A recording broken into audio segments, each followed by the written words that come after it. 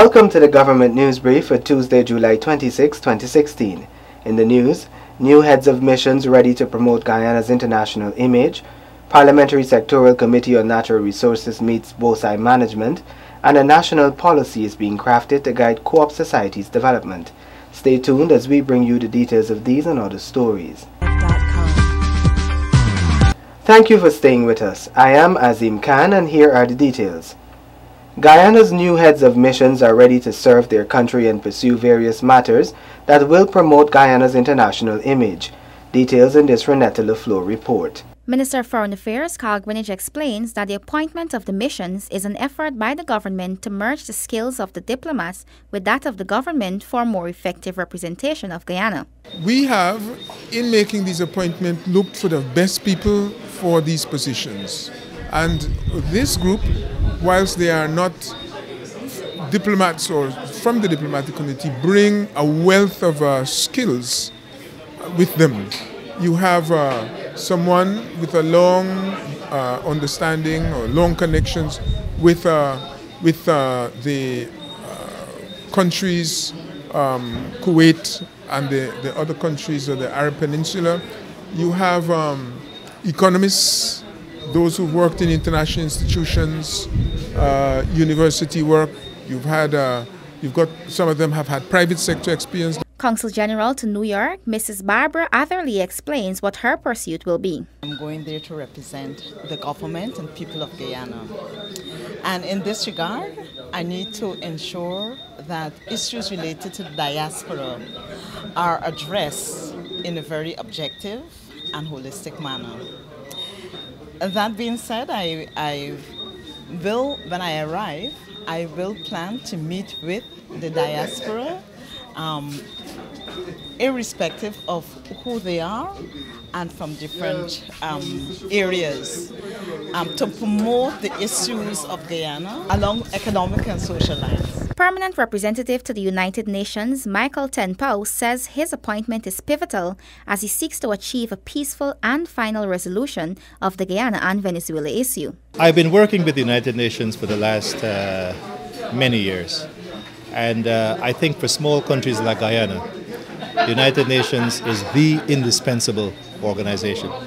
It's the organization that makes the rules that govern the conduct of its member states.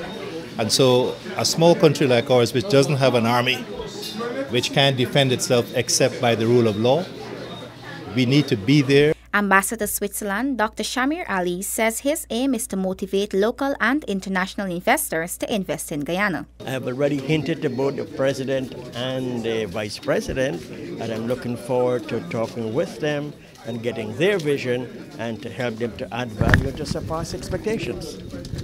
People are ready and willing to help Guyana in many fronts, and the possibilities are endless. Minister Greenwich posits that next year there will be full heads of mission exercise where a range of ambassadors will be able to contribute. Renetta LaFleur for this Government News Brief. The bauxite company bauxite has been asked to re-evaluate its public relations program to dispel misconceptions held by Londoners. The suggestion came during a meeting with the Parliamentary Sectoral Committee on Natural Resources. Tiffany Rodius has the details. The Parliamentary Sectoral Committee, PSC on Natural Resources, met with bauxite on Monday. Chairman of the committee, Odinga Lumumba, raised residents' concerns about the quality of bauxite ore being shipped. Is there anybody outside of the bauxite company have access to do the analysis or do the testing? I don't know if there's any entity coming here to verify what we have in our stores bin and if there's anything else. Technical Services Coordinator of bauxite, Wainwright Bethune, told the PSC that the company is usually the one to analyze the bauxite before it is shipped. Further, information on the processing of the mineral is presented to the regulatory body, the Guyana Geology and Mines Commission, Bethune says. There is a quarterly audit from GGMC every year, and every month we supply a report to GGMC stating our stripping, mining, production, and all these numbers are generated and sent to the GGMC. Following this revelation, APNUAFC Member of Parliament Jermaine Figuera encouraged the company to reevaluate its public relations program to clarify any misconceptions held by residents. We need to have a better PR with regards to both side operation within the community, so the community can really buy into what both sides is doing and have a greater understanding. During the meeting, questions about workers' treatment and salary were also raised. It was pointed out by General Secretary of NACI, Kenneth Joseph, that the company and the union are currently engaged in a court matter and could not discuss the issue. Meanwhile, Bauxite General Manager Robert Shang indicated that the company plans to expand its operations, which could lead to the creation of additional jobs in the Region 10 communities. Shang says the company is also exploring generating electricity from its kiln for the community. For the Government News Brief, I'm Tiffany Rogers. The National Drainage and Irrigation Authority is taking precautionary measures to prevent recurrent flooding in the Mahaika-Myconia-Barry Agricultural District and communities along the Essequibo coast. Kadaki Amsterdam reports. Chief Executive Officer of the NDIA, Frederick Flats, says, despite a return to normalcy, the authority stands ready to minimize the effects of heavy rainfall or water released into the drainage system by rice farmers in the MMA district. We anticipate that there will be no further flooding unless there is very heavy rainfall in the area. That's why our pumps are still in the area. We still have excavators in the area. The pontoon with the 2 excavators clearing the outfall channel is still there.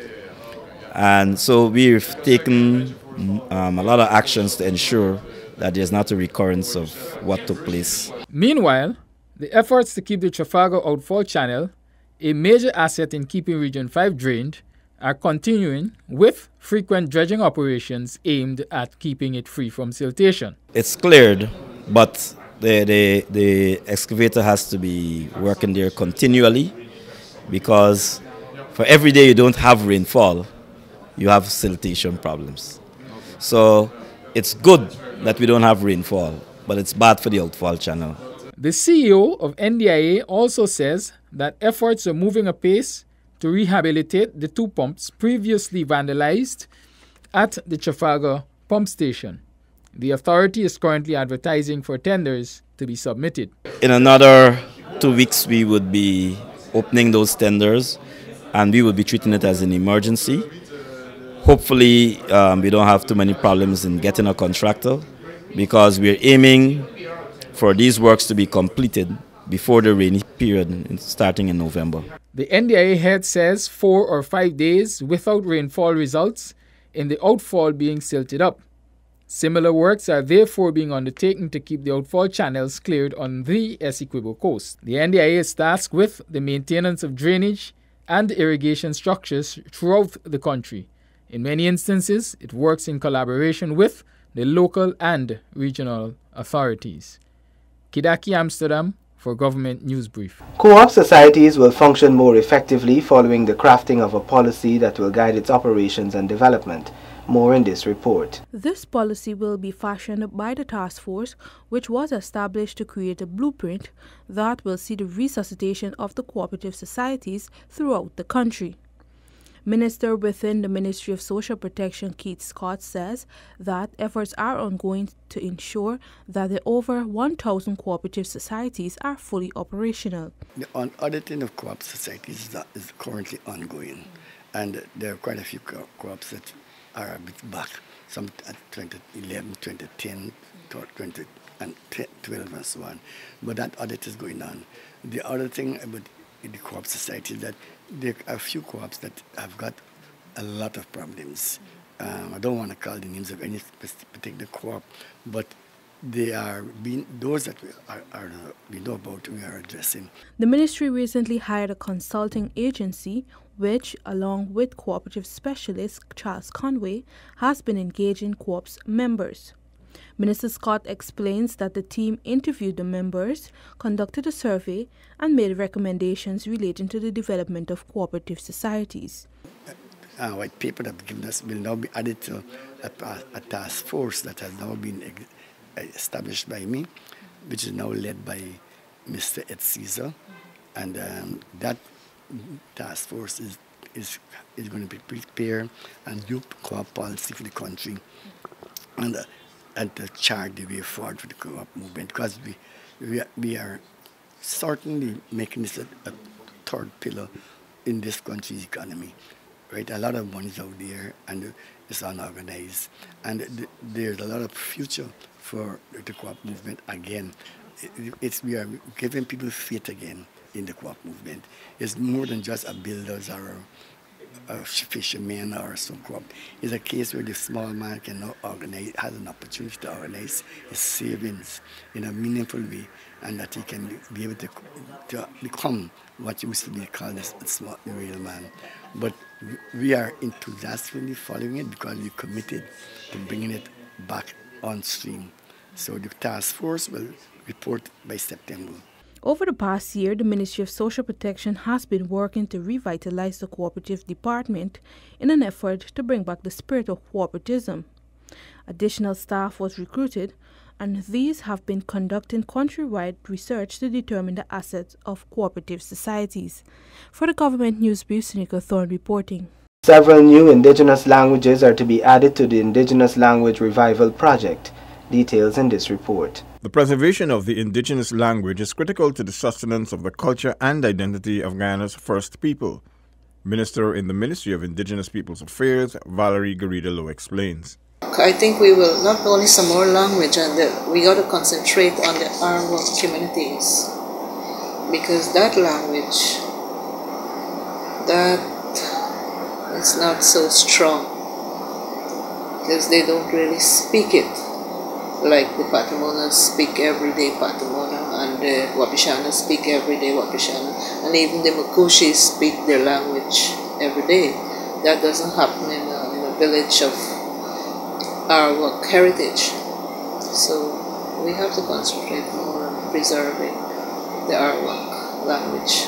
Minister Lowe, who is spearheading the Language Revival Project, says that the ministry's 2017 budget will facilitate the process. For this 2017 budget, we'll be putting in some more for more languages. So far, it's the Warao and Arawak languages.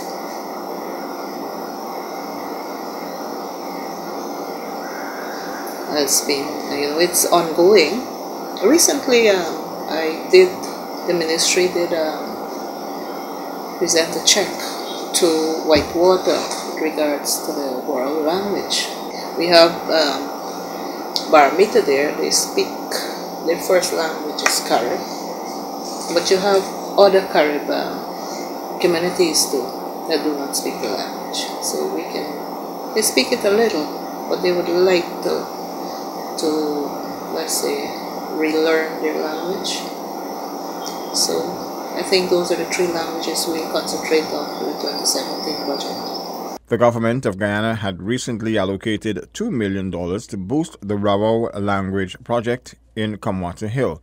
One other aspect to be explored for the Language Revival Project is the re-establishing of the Cultural Preservation Program at the University of Guyana.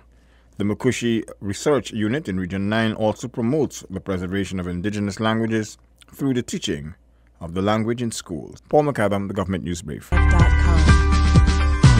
Those are the reports we covered in today's edition of the Government News Brief. The details of these and other stories can be found on GINA's website. We encourage you to stay updated and subscribe to our website and YouTube channel. All government and other information can be accessed from GINA's website. Join us again tomorrow when we bring you another edition of this, the Government News Brief. Thank you for watching.